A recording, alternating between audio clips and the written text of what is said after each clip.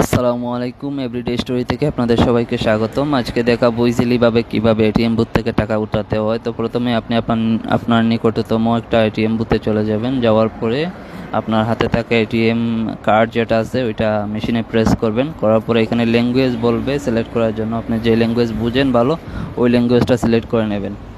এরপরে আপনার এটিএম বুথের যে একটা পাসওয়ার্ড আছে পাসওয়ার্ডটা প্রেস করবেন। প্রেস করার পরে একটা ড্যাশবোর্ড আসবে। ড্যাশবোর্ডের মধ্যে অনেকগুলো অপশন আসবে।